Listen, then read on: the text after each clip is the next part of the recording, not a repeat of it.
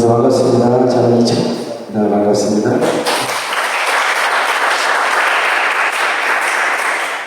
예, 창세기 3장 22절에서 4장 9절까지 보겠습니다. 창세기 3장 22절에서 4장 9절까지 적었습니다.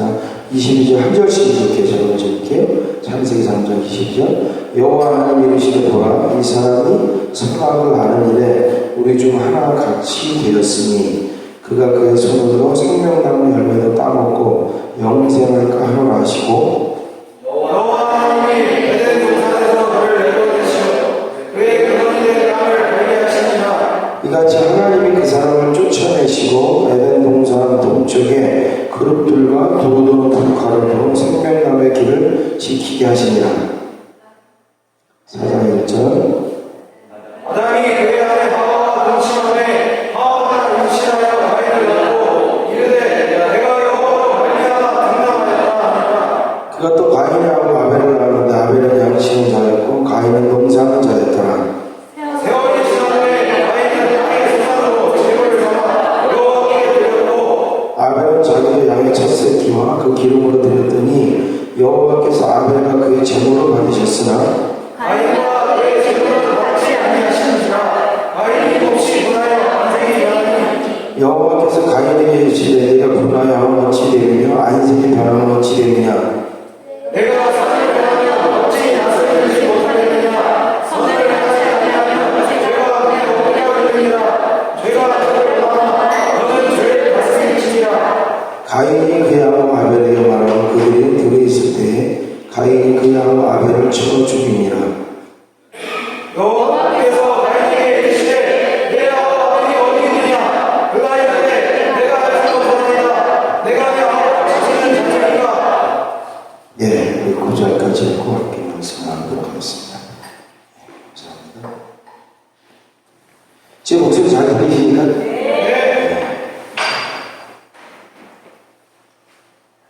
이 홀이 이게 흡음이 잘 안 되는 것 같아요. 그죠? 하여튼, 흡음이 잘 안 되죠. 이렇게 웅웅웅 울리는 것 같아서 여러분들 잘 들리시나 같습니다. 아까 오면서 제가 이렇게 네이버 뉴스 보다가 어딘지 모르겠는데 현재 5분에 전 세계에서 5분에 어린아이 한 명이 맞아 죽는다고 합니다. 숫자적으로 따지면 전 세계에서 5분에 한 명씩 어린아이가 죽는데 맞아서 죽는데 그걸 보면서 마음이 굉장히 좀 안 좋았어요. 여러분들 보는 말씀은요 인류의 첫 예배입니다. 가인과 인류 역사적으로 첫 예배를 드린 것입니다. 근데 내용을 여러분이 잘 아는 것처럼 가인의 예배를 받지 않으셨어요. 하나님께서. 성경에는 가인의 예배가 왜 받아들이지 않았는지 정확하게 나오지 않습니다. 그래서 많은 신학자들, 주석가들이 해석을 합니다. 예를 들면 가인은 예물을 드릴 때 피해 제사를 드리지 않았다. 농산물을 드렸기 때문에 그것이 받아들이지 않았다. 또는 분명하게 하나님께서 아담과에게 예배를 드리는 방법에 대해서 말씀해 주셨는데 아벨은 것을 따라했는데 가인은 따라하지 않았을 것이다. 이렇게 얘기하기도 하고요. 아니면 삶이 엉망이었을 것이다. 가인이. 그래서 가인이 삶이 엉망이었기 때문에 하나님께서 그의 예배를 진정으로 드리지 못한 예배를 받지 않았을 것이다. 여러분 히브리서에는 나오죠. 히브리서 11장 4절에 믿음으로 아벨은 가인보다 더 나은 제사를 하나님께 드렸다고 말합니다. 그거 외에는요 가인의 예배가 왜 안 받아들였는지는 명확하게 나오지 않습니다. 저는 이 말씀을 묵상하다가 우리가 이 예배라는 관점 말고 다른 생각들을 하나님이 함께 해주셨습니다. 그래서 바로 여러분들 예배가 받아지지 않는다면 어제도 보니까 가인이 뭐예요? 안색이 변하지 않습니까? 여러분들 예배가 안 받아졌으면 우리는 우리 입장에서 어떻게 됩니까? 왜 내 예배가 받아지지 않았을까? 하나님 나라 회개하신다. 뭐 이런 것들을 생각해 볼 수 있겠죠. 근데 가인은 자기 예배가 받아지지 않았을 때 회개하는 것이 아니라 안색이 변했어요. 화가 났다는 것이죠. 자기 예배가 받아지지 않은 것에 대해서. 그랬을 때 하나님께서 그 안색이 변한 것을 보고 가인에게 말합니다. 네가 왜 안색이 변하냐? 네가 선을 행하면 왜 어찌 낮춰지지 못하겠느냐? 그러면서 죄가 지금 네 앞에 와 있다. 너 죄를 잘 다스려야 된다고 말합니다. 그런데 그 말을 듣고 가인은 죄를 잘 다스려야 된다는 말을 듣고 그 다음에 뭐 합니까? 자기 동생을 돌로 쳐서 죽이죠. 낙원에서 추방된 후에, 우리가 낙원에서 추방될 때 일을 3장 마지막부터 읽었죠, 그죠? 그래서 아담과 하와가 낙원에서 추방되고 하나님이 가장 먼저 인류 역사에 성경이 얘기하는 것은 바로 가인과 아벨의 얘기입니다. 바로 아벨을 돌로 쳐서 죽이는 가인의 얘기를 하나님은 가장 먼저 올리셨어요. 물론 우리는 이걸 통해서 왜 예배가 안 받아지는지 예배에 대해서 많이 생각해 봅니다. 하나님이 저에게 주신 또 다른 묵상하면서 주신 마음은 예배 말고 다른 것을 생각나게 해주셨어요. 그것은 바로 하나님이 낙원에서 추방된 인간이 앞으로 어떻게 살아갈지에 대한 하나님의 선포하셨습니다. 낙원에서 추방된 이후에 인간의 삶에서 가장 먼저 하나님이 보여주신 것은 자기 동생을 돌로 쳐 죽이는 사건이었습니다. 그것도 아벨이 뭔가를 가인이 잘못한 게 없어요. 그냥 가인의 예배가 안 받아들이는 것이죠. 그러면 하나님과 함께 뭘 회개를 하든지 하나님 왜 내 예배를 안 받아들인다고 따지고 뭐 하는 것이 아니라 가인은 시기와 질투 때문에 자기 동생을 아무 죄 없는 동생을 돌로 쳐서 죽였습니다. 그리고 하나님이 네 아우가 어디냐고 찾았을 때 가인은 내가 내 아우를 지킬 자니까 하고 하나님한테 발뺌을 하고 따지면 됩니다. 저는 이 구조를 보면서 하나님이 물론 예배에 대해서는 생각할 수 있겠지만 하나님이 왜 낙원에서 추방되는 이 사건을 가장 먼저 올리셨나? 바로 낙원에서 추방된 인간의 세계가 어떻게 흘러갈지를 하나님은 보여주신다는 것이죠. 하나님의 선포라는 것이죠. 앞으로 흘러갈 인류의 역사들이 어떻게 흘러갈지를 하나님은 가인과 아벨의 사건을 통해서 보여주시는 것이죠. 여러분, 괴물이라는 영화 보셨습니까? 지금은 못 봤구나. 나온 적 있어. 하여튼 엄마한테 한번 물어. 괴물이라는 영화 보면 여러분들 그게 원래 괴물이 아니에요, 그죠? 근데 미국님 그 영화에서 미국님 뭐 이렇게 풀어나가고 거기 오염되고 그게 괴물을 잘하는 것이죠, 그죠? 저는 그 영화가 생각이 났어요. 그렇구나. 우리가 다 괴물이구나. 그 제 생각만 그런 게 아니라 성경에 우리가 괴물임을 다 이야기하고 있더라고요. 헬라인이나 유대인이나 다 똑같이 죄인이고, 그리고 이 시대에 저와 여러분은 어떻게 살아가는지가 분명하게 다 나옵니다. 제가 한 구절만 읽어드릴게요. 로마서 3장에 보면요, 그러면 어떠하냐, 우리는 나의 결코 아니라 유대인이나 헬라인이나 다 죄가 되겠다고 우리가 이미 선언하였다. 기록된 바 이는 하나도 없으며 깨닫는 데도 없고 하나님을 찾는 자도 다 치우쳐 함께 무익하게 되고 선을 향한 자는 없나니 하나도 없다. 그들의 목구멍은 열린 무덤이며 혀로는 속임을 일삼으며 입술은 독사에 들이고 그 입에는 저주와 악독이 가득하고 그 발은 피 흘리는데 빠른지라 파멸과 고생이 그 길에 있어 평강의 길을 알지 못하였고 그들의 눈앞에 하나님을 두려워하기 없는 일이라는 것 같으니라. 이게 성경에서 말하는 인간의 모습입니다. 저와 여러분이 나는 아닌데 라고 부인해도 소용이 없습니다.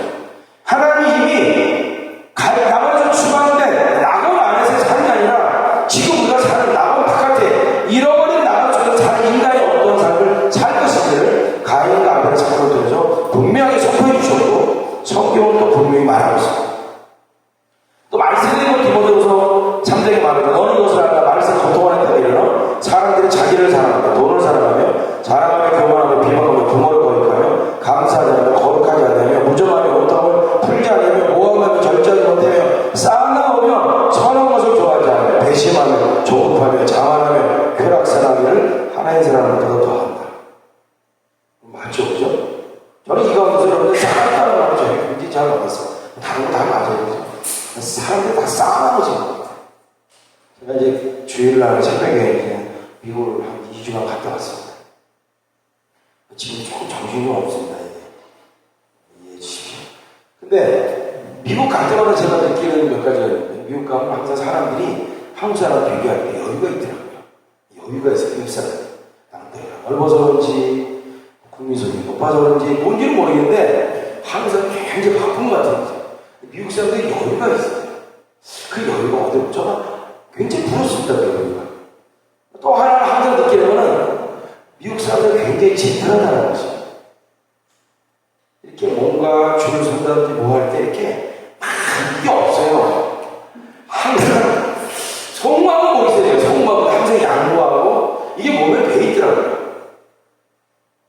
조금 이렇게 뭐 부딪힌 것도 아니고 좀 많이 하면 안소리라고 얘기하고 부딪히지도 않았는데 우리는 안 그렇잖아요. 부딪혀도 그냥 막 가잖아요. 그죠? 뭐 미안하다는 말 전혀 안 하잖아요. 막 그냥 뚫고 가는 거거든요. 그런 거 보면서 야간 학생 지금 시대 보면 모든 사람의 속이 꽉 들어찬 것 같아요. 뭐로 싸워요. 그래서 폭발하게 일어서죠. 턱걸이가 팍 터져가지고 야! 금방 나올 수 있어요. 제가 여러분에게 안 드려도요. 이 세상에 있는 악한 것들을 말할 수가 없을 것입니다. 저는 뭐 이렇게 뉴스에 이렇게 가끔 하다 보면 나오지 않습니까? 동유럽에서는 어린아이들이 수천 명씩 1년에 사라진다 그러잖아요. 동유럽 어디로 사라지냐? 장기 밀매 때문에 이렇게 위계당하는 것이죠. 돈 때문이죠. 아프리카 가면 아이들이 밤에 되면 집에서 잠 못 자고 도시 한가운데 불이 확 나온다고. 집에서 잠자고 소년범을 끌려가고 잡혀가는 거죠. 그래서 10살, 11살, 뭐 9살, 8살, 7살짜리 총을 들고 자기가 집에 데려가서 부모를 할아버지를 사수 죽이더라고. 그리고 7명씩, 12명씩 속으로 만들어서 한 명은 입에도 담겨 잡아먹게 만들어. 그리고 많이 합니다. 그리고 지금도 마찬가지죠. 돈을 위해서는요, 수천 수많은 사람을 죽이는 것은 아무것도 아니잖아요. 우리가 모르고 또 모르는 세계적인 분이 있으니 그게 우리가 사는 이 세상입니다. 그리고 저는 가끔가다 뉴스에 나오지 않습니까? 많은 사람을 죽인 살인범들. 그런 게 나올 때마다 저는 저 혼자 스스로 저에게 말합니다. 저 사람과 너는 다를 거 잘한 겁니다. 저 사람은 그 안에 있는 악을 억제하지 못하는 환경 속에서 계속 아픔을 당하면서 자랐기 때문에 이게 미치려거든요. 나는 그보다는 좋은 환경 속에서 자랐기 때문에 누르고 있을 뿐이지 성경에서 말한 진리가 그대로이고 내 안에도 똑같은 악이 있다. 저는 스스로 이렇게 얘기합니다. 우리 청년들이 얘기합니다. 그런 뉴스가 나올 때마다 너 저 사람은 너희들이 다르고 아무것도 없다는 사실을 인정해라. 너희들하고 똑같이 되겠다. 그게 바로 우리 인간이다. 라고 말합니다. 저와 여러분에게 필요한 것이 있습니다. 우리가 인정해야 할 것이 있어요. 오늘 제가 설교를 준비하면서 무슨 설교를 계속 고민했어요. 고민해서 왜 내가 이런 설교를 할까? 이 미디어 아니야. 여러분에게 진짜 그런 것 같아요. 제 마음에 드는 것은 여러분이 진짜 제자가 되길 원하시는 것 같아요. 참된 제자. 그냥 무늬만 제자가 아니라 무늬만 호랑이가 아니라 진짜 마지막 때에 참된 제자. 내가 괴물임을 알아야 된다는 것이죠. 내가 괴물임을 인정하지 못하면 참된 제자의 길로 들어설 수가 없어요. 내가 괴물임을 인정하지 않는 사람에게는요, 그렇게 예수를 피하지 않습니다. 내가 내 힘으로 할 수 없다는 사실, 내가 진짜 아벨 동물 지금 가인 같은 괴물임을 인정하는 사람에게 그리스도의 보혈이 필요한 것이고 십자가가 필요한 것이고 그렇지 않은 게 필요가 없어요. 제가 주일날 비행기 타고 오면서 비행기 그 책장에 잡지를 잠깐 봤는데 그러니까 제 앞에 JR이라는 필명으로 사진을 찍는 작가가 있었습니다.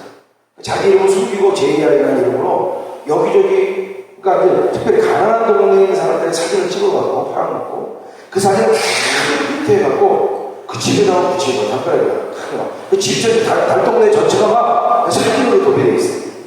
예수님처럼. 그리고 그 사진을 어디다가 부르죠. 잘 사는 사람들 그 마을에다 벽에다가 붙이는 거예요. 그런데 이게 이제 경찰한테 신고도 안 받고 이게 저도 잘 돼갖고 이 사람은 소통이죠, 소통. 그러면서 100개국 넘게 그 프로젝트를 진행한다고 합니다. 뭐 나이도 뭐 얼마 안 됐어요. 뭐 30몇 살이 먹었는데 그러면서 그 사람이 한 말이 제게 확 가슴에 박혔어요. 뭐라냐면 진짜 영혼 우리는 곁에 있습니다. 그 말을 하는데요, 제게 마음을 많이 받았어요. 여러분, 우리는 빌게이츠의 영이라고 말하지 않습니까? 스티브 잡스의 영이라고 말하지 않습니까?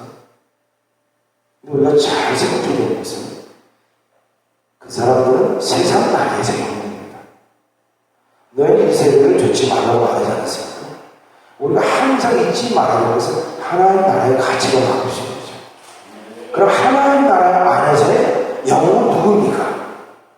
하나님 나라 안에서 영웅은요, 뭔가 큰 일을 했기 때문에 영웅이 되는 것이 아니라는 것이죠. 아주 작지만, 여러분 오늘 찬양을 보내주신 찬양, 진짜 열정적으로 주님을 찬양했다면 하나님 나라 안에서 뭐 많은 회중이 있는 것도 아니고 진짜 내가 정신을 하나님 찬양했다면 그 예배와 찬양을 듣고 하나님 말씀하시고 네가 나의 영웅이라 그렇지 않겠습니까? 주일날 교회에서 주방에서 땀 흘려가면서 설교기라고 일을 안 해서 목사님 강대생 와서 설교를 하죠. 성도들이 다 드러나죠. 그러나 진짜 수분 곳에서 주기를 입고 청소하는 큰 작은 행동을 하는 사람, 그 사람을 하나님은 분명하게 너는 나의 영웅이라고 말하는 것입니다. 여러분, 이 시대에는 진짜 영웅이 필요합니다. 드러나는 어떤 모습으로 평가되는 것이 아니라 묵묵히 하나님 주신 달란트를 가지고 하나님 주신 환경 가운데서 진짜 영웅으로 살아가는 사람이 필요하다는 것입니다. 그런 의미에서 우리 미디안에 나와서 예배를 드리고 또 미디안에 있는 하나님의 행하시기 원하는 것들을 행하는 여러분들은 그 일이 크든 작든 하나님 나라 안에서 진정한 영웅인 줄 믿습니다. 네. 하나님의 영웅이기를 원하실 것 같아요. 그래서 제게 이 설교를 말씀하십니다. 왜? 영웅이 필요한 때가 됐어요. 진짜 대중적으로 뭐가 있는 게 아니라 진짜 하나님은요, 빛도 없이 일하는 작은 영웅들을 찾아서 마지막 때 주님 다시 오실 때 하나님의 일을 행하실 줄로 믿습니다. 여러분, 변방의 축복이라는 말이 있습니다. 이 말은 무슨 의미냐면 그런 책도 있는데요. 여러분, 변방이라는 것은 중심부가 아니죠. 이 변방에서는요, 놀라운 일들이 일어나는 것입니다. 이 변방에서 항상 하나님이 원하시는 것들을 품을 수 있고 꿈이 일어나는 것입니다. 중심부에서는요, 뭔가 개혁이 일어나고 뭔가 변화를 추구하지 않습니다. 중심부를 유지하고 그것들을 이끌어나가는 것이 중심부지만 변방에 소리소문 없이 작은 곳에 있는 사람들은요, 항상 뭔가 새로운 것들을 만들어내기 원한다는 것입니다. 그래서 여러분들 교회사 쪽으로 봐도 항상 부흥은 변방에서 일어났지 중심부에서 일어나지 않았습니다. 그 변방에서 일어난다는 것이죠. 그 변방에서 하나님은요, 그 변방의 사람을 통해서 새로운 걸 주시고 꿈을 주시고 그들을 통해서 뭔가 변화를 일으켜 세운다는 것이죠. 저는 믿습니다. 저는 이 마지막 때 하나님이 일으키시는 부흥은 절대 중심부에서 일어난다고 저는 믿지 않습니다. 제가 중심부에 있지 않는 목사가 아니라서는 아니에요. 그게 아니라 진짜 그렇다고 생각해요.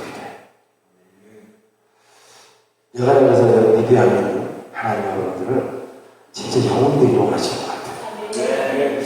자, 그러면 괴물을 인정해야 돼요. 그래서 우리는 하나님의 사람이 필요하고 예수님의 사람이 필요합니다.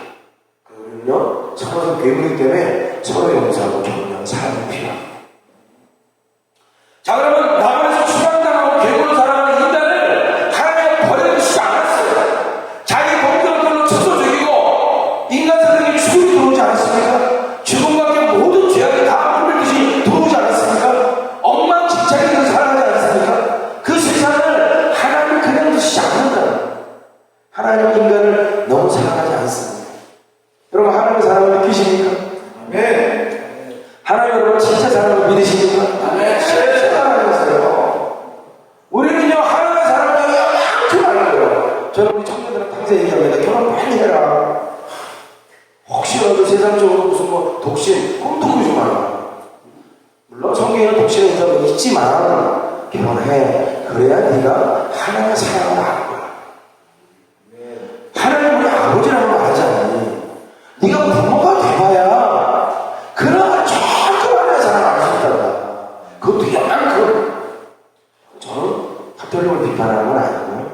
가톨릭 신부들을 우리가 이 가톨릭 신자들은 아버지라고 부르지 않습니까? 가톨릭 친구들도 아버지로 탄생하고 이해가 안 돼. 아니 애기도 어떻게 알냐고 아버지를 알 수 있을까? 아니 자녀도 없이 어떻게 알 수가 있을까? 저는 자녀를 알고 난 다음에 조금 느꼈어요. 조금 진짜만큼 하나님 사랑이 뭐지? 아 이게 하나님 이 너무 조금이죠. 하나님의 사랑과 성경을 보면서 내가 너를 지나가는 너는 내가 이런 성경에 있는 말씀들 또 내가 너를 보면 존경하고 있다. 이게 우리가 다루는 게 다 다르지 않습니까? 다 다르다. 우리 느껴지는 사랑. 저는 어디서 청년들한테 얘기합니다. 목사님의 마지막 소원은 함께 효도하는 거다. 진짜 효도하는 거다. 어느 날 보니까 괴물 같은 나를 구원시켜주시고 저는 목사님과 직장을 다녔습니다. 하루에 담배도 2가씩 피웠습니다. 담배 피우는 게 나쁜 건 아니잖아요. 그죠? 세상 사람들이. 교회도 특정 다녔어야지만 날날 신자였죠. 뭐 그렇게 살고 생명치도 마시고 나쁘게 살진 않았어요. 그렇지만 그냥 그렇게 사는 거죠. 일반으로 그냥 믿음 아니죠. 그렇죠. 하나님 오늘 부르셔갖고 깨워주시고 목사시켜주셔서 부교육자로 더 사역하게 하시고 또 교회를 개척하게 해서 교회 담임 목사를 세워주시고 이런 과정을 생각하니까요 이게 너무 감사한 거예요. 하나님의 사랑이 저를 향한 하나님의 사랑이 감당할 수 없는 거예요. 제가 뭘 해도 감당할 수 없는 거예요. 그러니까 제 유일한 소원이 뭐예요? 하나님께 효도하는 거예요. 하나님 저희도 꿈을 주셨어요. 아니 꿈까지 주시게 되면 너무 감사해요. 와, 이창원 목사가 없어도 할 수 있을 텐데 저에게 하나님이 상급을 주시고 뭔가 도역하시는 꿈을 주신 거예요. 이게 너무 또 감사한 거예요. 나의 남아서 하나님께 효도하는 것입니다. 내가 뭔가를 뭐 이루게 게 아니라 나를 사랑하시는 그 하나님의 사랑에 요만큼이라도 보답하고 싶어서 내게 주신 그 꿈을 이뤄드리고 싶은 거예요. 네. 한 2달 전인가 예배 드리는데 한국교회 들려온 소식들 여러 가지 막 생각하면서 말씀을 듣다가 함께 성도들과 함께 기도하는데요. 와 진짜 울면서 기도했어요. 예수님께 너무 미안하고 목사로서 미안하고 그렇지 않아서 미안하고 그냥 계속해서 예수님 미안해요. 진짜 미안해요. 목사로서 너무 미안하고 하나님이 진짜 그렇지 않아서 너무 예수님께 죄송하고 지금의 한국교회 현실과 이 현실이 계속 울었어요. 뭐만 하고 예수님 미안해 진짜 미안하면서 제 나오는 저로 하나님께 그래서 효도하는 여러분 다시 바랍니다. 네. 우리를 너무 사랑하신다는 것이죠. 내 손바닥에 생겼다고 말하지 않습니까? 그렇기 때문에 하나님은요 우리를 그냥 두실 수가 없어요. 그래서 예수님 이 땅에 보내주시고 싶습니다. 믿습니까? 네. 그리고 보내주시고 끝나지 않았어요. 보내시고 그분을 다시 하늘로 이끌어오시고 이 땅에 또 다른 보혜사를 보내주셨어요. 그게 바로 성령님 아니십니까? 그래서 그 성령님이 우리 안에 들어와서 사신다는 것이죠. 이걸 우리가 신학적인 용어로 내주라고 말하지 않습니까? 여러분은 내주에 대해서 심각하게 생각해 보신 적 있으십니까? 내 안에 사신 성령님에 대해서? 이거는요 심각하게 한번 고민해 봐야 돼요. 내주. 내 안에 내가 성령의 존이고 성령이 하나님의 내 안에 들어와서 사신다. 우리나라에 지금 지하도에 가면 요즘 노숙자가 많죠. 우리 IMF 때부터 지금 노숙자가 많이 생겼죠. 얼마 전에 제가 부산에 나가서 KTX 타고 서울역 가니까 이제 서울역 역사에서 노숙자들이 다 쫓겨나왔습니다. 나와갖고 그 주변에 이번에 사고 나서 이 지하철 환풍기 그 뒤쪽에 보니까 노숙자들 몇 명 이렇게 있어요. 어떤 사람은 술 먹고 쓰러져 있고 그런 모습들을 보는데 어떻게 감당할 수 없어요. 제가 그분들 어떻게 매일 수도 없는 것 같고 이 기분이 너무 싫은 거예요. 저는 그날 이제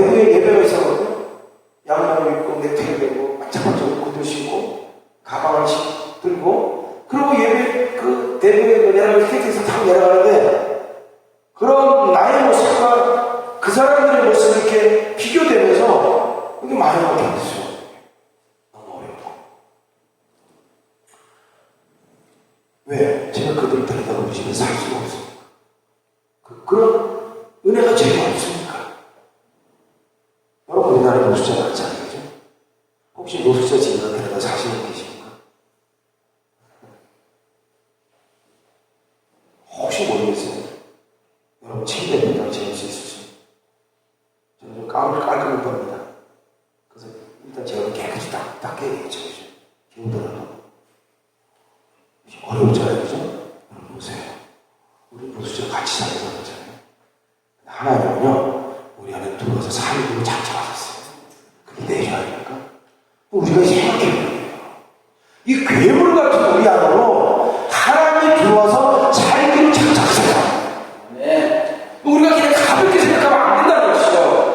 그냥 믿음은 자연스럽게 우리 안에 성령 들어와서 사시는데요. 그냥 가볍게 생각하면 안 된다는 것이죠. 그럼 내주라는 것은요, 하나님의 우리를 향한 지독한 사랑의 표현이에요. 여러분, 그것보다도 강렬한 사랑의 표현이 어떻게 있습니까? 들어와서 살겠다는 거. 그냥 네가 괴물인데 네 집으로 안 되니까 내가 네 안에 들어와서 살겠다는 거죠. 우리 노숙자와 함께 못 살잖아요. 근데 이 자기 동생을 돌로 쳐죽인 이 괴물 같은 우리 안에 하나님이 들어오신 거예요. 들어오셔서 같이 사시는 하나님의 사랑에 지독한 결단, 행동이 바로 성령이 내주셔요. 그럼 여러분들 왜 내주를 심각하게 고민해 봐야 됩니까? 하나님 사랑이죠. 그 내주하면 어떤 결과가 일어나요? 이 내주의 결과가 성령의 충만인 것입니다. 우리는 성령의 충만함을 달라고 기도하지 않습니까? 기도하지 않습니다. 기도하는 것도 맞습니다. 그러나 여러분들, 이미 우리는 성령 충만한 자입니다. 마치 우리가 거룩한 자인 것처럼 의인이 되기 위해서 애쓰는 것이 아니라 예수를 믿고 우리가 의인이 된 것처럼 이제 거룩한 자답게 살아야 되는 것처럼 성령이 우리 안에 들어오신 것은요, 내가 지금 성령이 우리 안에 사시로 작정하셨기 때문에 들어오신 거예요. 내가 뭔가 성령 충만하고 막 애를 쓰는 게 아니라 그거를 깨달아야 된다는 것이죠. 하나님 우리 안에 들어오신 것은요, 내가 지금 이게 내가 사는 것이 아니라 내 안에 그리스도가 사는 게 아니라고 하는 것이에요. 그래서 하나님이 우리 안에 들어와서 사시는 것이에요. 그게 성령 충만의 시작 아닙니까? 여러분, 성령 충만은 뭡니까? 성령이 우리 지정을 사로잡는 것입니다. 저는 요즘 계속해서 오늘도 제가 인터넷 잠깐 보다가 또 미국에서 이런 여러 가지 그런 들으면서 와, 이게 감당이 안 돼요. 한국교회 돌아가는 모습들, 또 목사들끼리 싸우는 모습들, 서로 이단이나 상당이나 욕하는 모습들, 나하고 맞지 않고 내가 경험하지 않고 절대 인정하지 않고 막 그런 모습들, 또 세상 돌아가는 거 보면요, 너무너무 싫어요. 또 막 인터넷에서 악플을 다루고 이런 거 보면요, 와, 이거 어찌해. 감당이 안 돼요.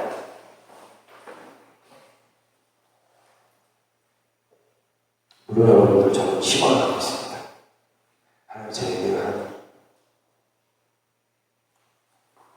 한 달 반 전에 저에게 아주 희망적인 음성을 주셨습니다. 누구는 그것이 하나님부터 음성인지 아닌지 어떻게 하냐 말한다 할지라도 저는 확실히 믿고 있습니다. 여러분에게 얘기만 드리겠습니다. 저는 개척하고 7년 동안 저는 여의도 수목에서 살고 있습니다. 거기서 구원을 받고 거기서 평신도로 12년 있었고, 그리고 직장을 다니다가 목사가 돼서 거기서 13년 생활하고 나왔습니다. 그리고 청년들에서 교회를 개척한 지 7년이 되었습니다. 7년 동안 저는 여기도 소문이 크게 하니까 저는 그 안에서 몇천 명을 목회했습니다. 저의 소문은요, 하나님 꿈을 이루어드리고 있어요. 7년 동안 수련회를 다니는데 다닐 때마다 저마다 청년들 보면요, 가슴이 너무 미어졌어요. 한국에는 세월호 사건이 여름마다 한 번씩 일어나지 않습니까? 무슨 소리입니까? 한국인 작년에 40명이 자살했어요. 한국에. 재작년에 43명이 자살했어요. 그 중에 10대, 20대가 절반 아닙니까? 그러면 세월호 사건은 한국에 여름에 한 번씩 일어나. 저는 이런 현실이 너무나 마음이 아파요. 그러나 그것은 누구도 관심 두지 않고 그냥 스쳐 지나가지 않습니까?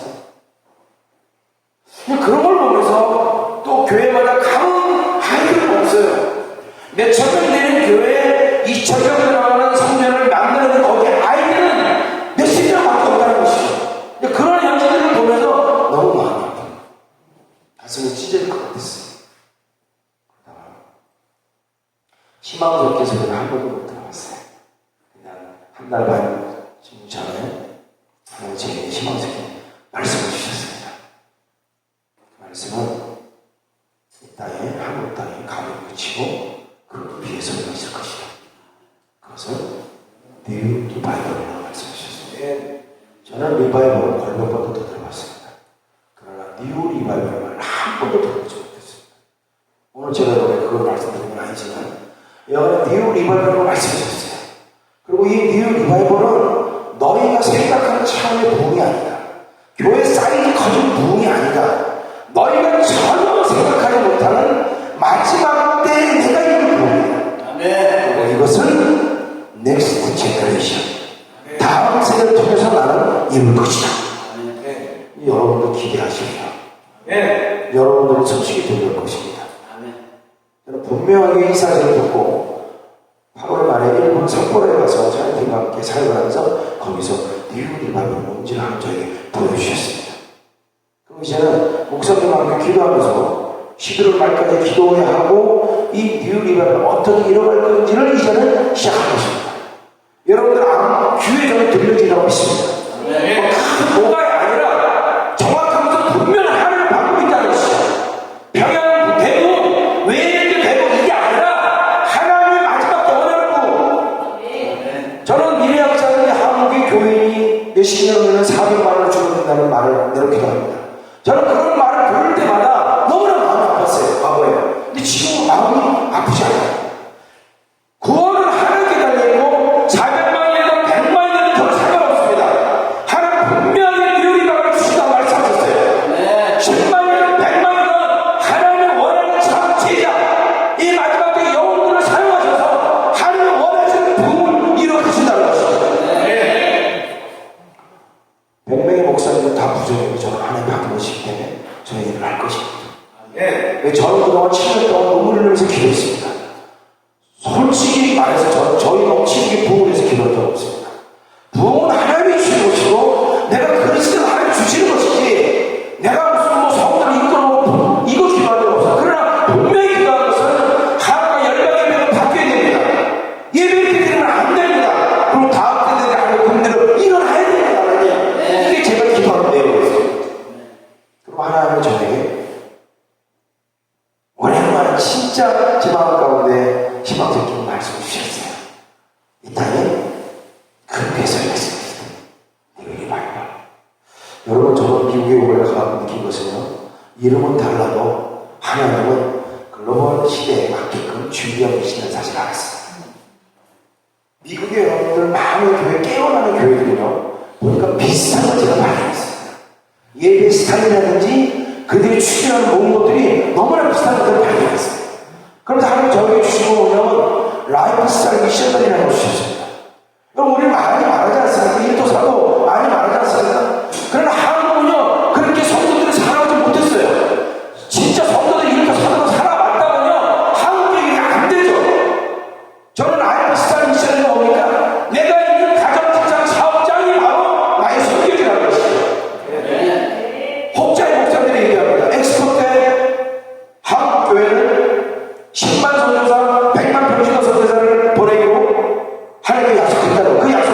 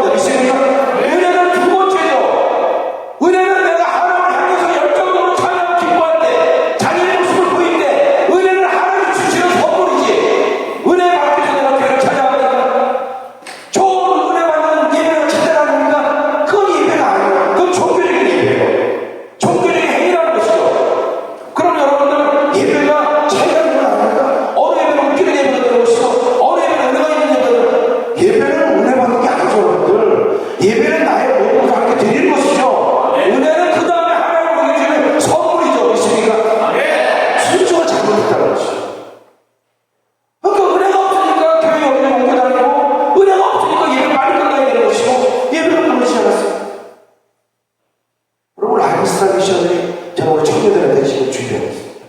한 청년이 벌써 바뀌었어요. 얘는 수원에 있는 은행을 다니는 형제입니다. 얘는요, 신한은행을 다니는데, 신한은 우리나라 은행에서 첫 번째 생산성입니다. 일을 진짜 많이 시킵니다. 그러다 보니까 살이 점점 완전히 일만 하다 보니까 지겹대요. 먹고 살기. 근데 이 라이프스타일 미션을 도전하기 시작했고, 얘가 가장 먼저 바뀌었어요. 어느 날부터 저한테 메일이 옵니다. 수원 땅 선교사 김재현. 자기한테 선교사를 하는 거예요.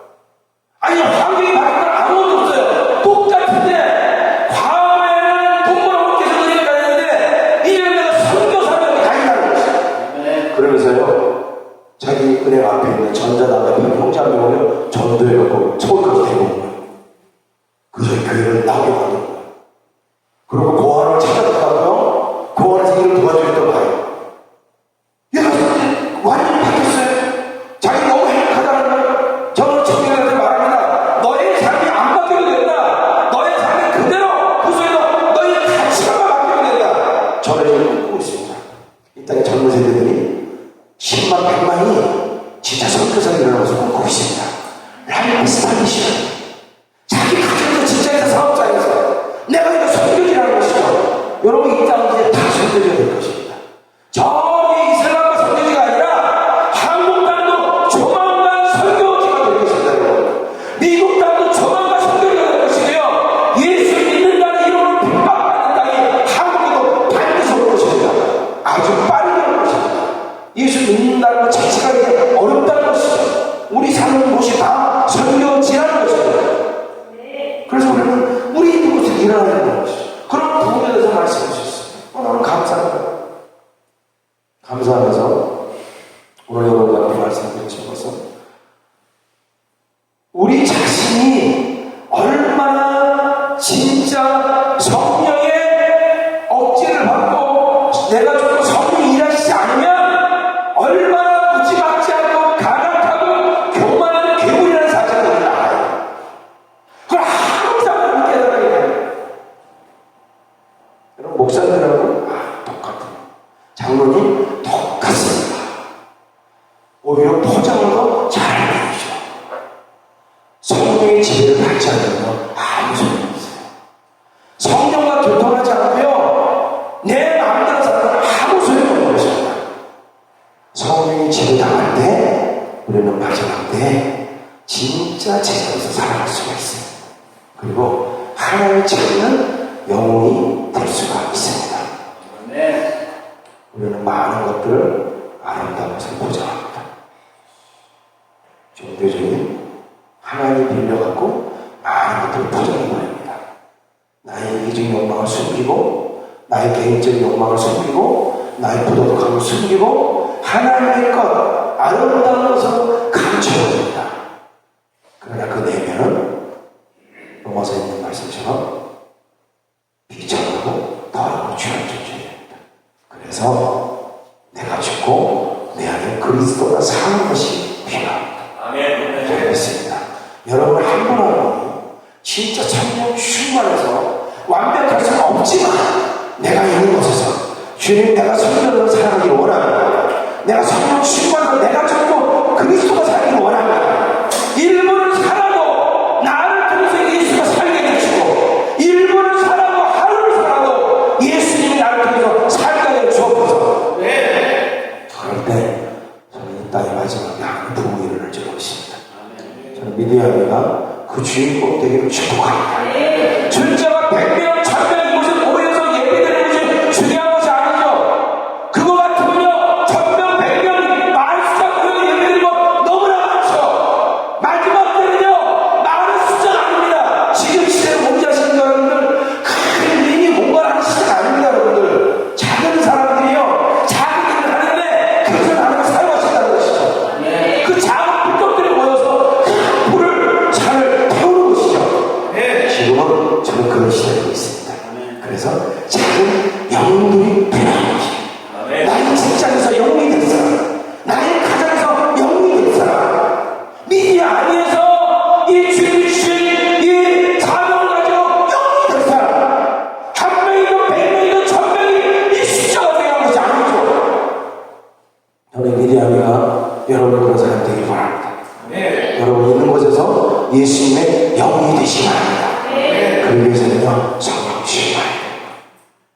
내가 조건이 아닌 그리스도가 사시기 바랍니다. 여러분 안에는 괴물 같은 본성이 드러나지 않고 그리스도의 향기를 알고 있습니다. 아멘.